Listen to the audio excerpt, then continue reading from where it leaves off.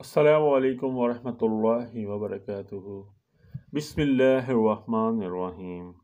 یہ ناظرین، آج کی ویڈیو بالکل مختلف طرز پر ہے، کچھ تلخ مگر حقائق پر مبنی ہے۔ جاننا صرف یہ ہے کہ پہلے ہم بہتر تھے یا اب۔ اگر اب ہم بہتر نہیں تو ہم سے غلطی کہاں پر ہوئی ہے؟ پہلے کے لوگ وہ کنویں کا میلا اور گدلا پانی پی کر 100 سال جی لیتے تھے۔ پہلے وہ سرسوں کا میلا سا تیل کھا کر اور سر پر لگا کر بڑھاپے میں بھی محنت کر لیتے تھے، اور اب ہم ڈبل فلٹر اور جدید پلانٹ پر تیار کوکنگ آئل اور گھی میں پکا کھانا کھا کر بھی جوانی میں ہانپ رہے ہیں۔ آخر کیوں؟ پہلے وہ نیم، ببول، کوئلہ اور نمک سے دانت چمکاتے تھے اور 80 سال کی عمر تک چبا چبا کر کھاتے تھے، اور اب ہم کولگیٹ، ڈاکٹر ٹوتھ پیسٹ والے روز ڈینٹسٹ کے چکر لگاتے ہیں۔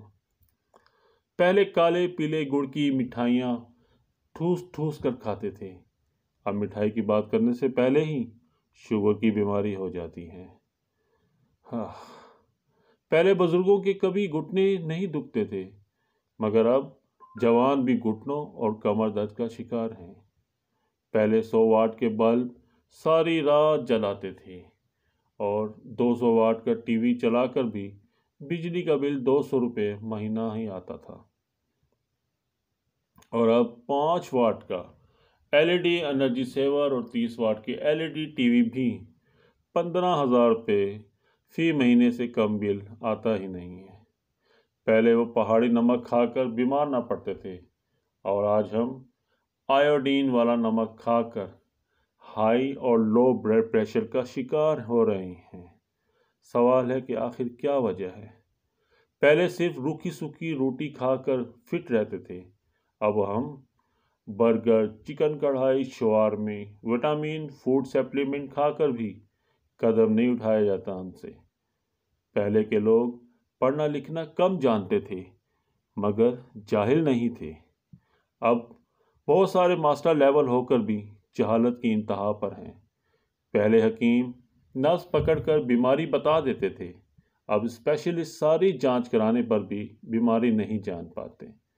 پہلے وہ 7-8 بچے پیدا کرنے والی مائیں جنہیں شاید ہی کبھی ڈاکٹر میسر آتا تھا، 80 سال کی ہونے پر بھی کھیتوں میں کام کرتی تھیں، اور اب ڈاکٹر کی دیکھ بھال میں رہتے ہوئے بھی نہ وہ ہمت اور نہ وہ طاقت ان عورتوں میں رہی۔ پہلے خط لکھ کر سب کی خبر رکھتے تھے، اب جدید دور میں ٹیلی فون، موبائل فون، انٹرنیٹ ہو کر بھی رشتہ داروں اور دوستوں کی کوئی خیر خبر نہیں۔ پہلے غریب اور کم آمدنی والے پورے کپڑے پہنتے تھے، اب جتنا کوئی امیر ہوتا ہے اس کے کپڑے اتنے ہی کم ہوتے جاتے ہیں۔ سمجھ نہیں آتا کہ ہم سے غلطی کہاں ہوئی ہے، ہم نے کیا کھویا اور کیا پایا۔